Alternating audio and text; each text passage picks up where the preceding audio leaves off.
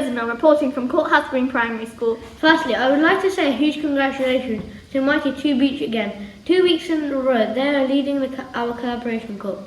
Don't forget that this week is the week to sign up for all after-school clubs. We are very lucky to have so many clubs on offer, and it's a great opportunity to get involved in something new.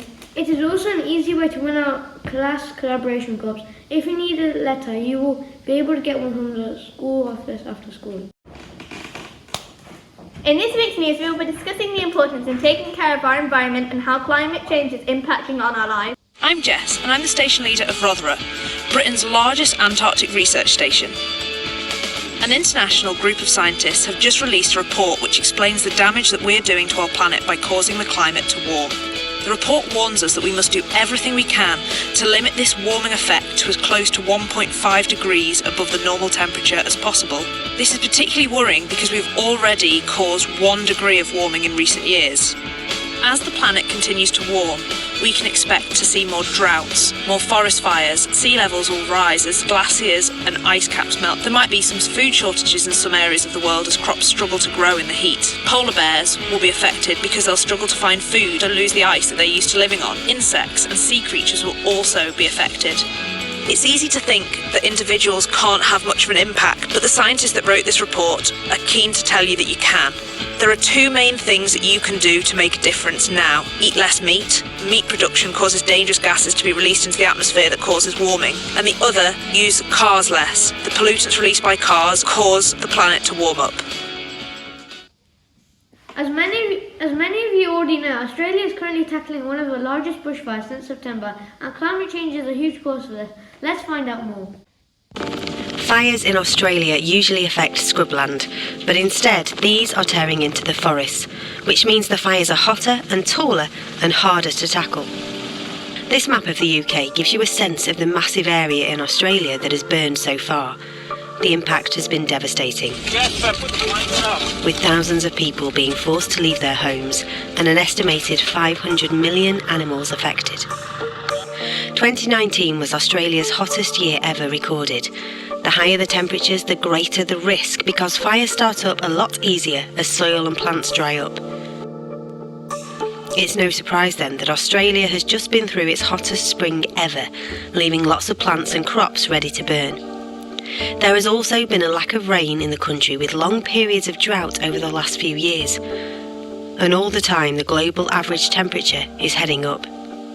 Warmer, drier weather that we expect to see with climate change than what we've probably already seen in Australia leads to more vegetation being available to burn, and more vegetation being available to burn earlier in the year. So the fire seasons have lengthened, beginning earlier and also finishing later as a result of climate change.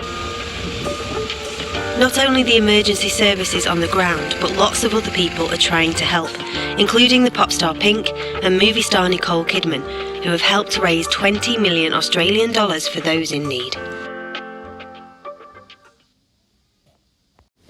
That devastating video clip is just one example of how climate change is affecting our planet. How could you help to stop climate change, and what changes could you make in your everyday life to protect our planet? Environmental campaigner Greta Thunberg is a 16-year-old girl that delivered a very powerful message to world leaders at the United Nations Climate Action Summit in the United States. In the speech, the 16-year-old activist asked world leaders to do more to tackle climate change. Some primary school children gave their views on Greta's speech. I shouldn't be up here. I should be back in school on the other side of the ocean. Yet you all come to us young people for hope. How dare you?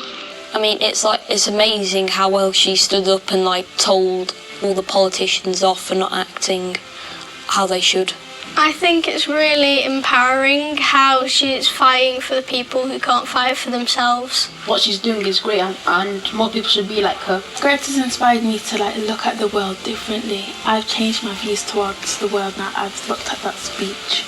She's inspired me to be confident and to not be afraid and stand up for yourself. Right here, right now, is where we draw the line. The world is waking up, and change is coming whether you like it or not. My message to Greta is that she should keep on doing what she's doing because she's making a real difference in this world. Thank you so much, Greta. And we should be leading the world just as you are.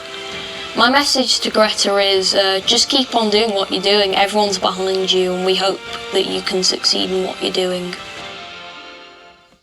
How do you think climate change links with our British values, mutual respect? This is Anya Missimo reporting from Courthouse Green. I hope you have a great day and remember to start making changes in protecting our planet.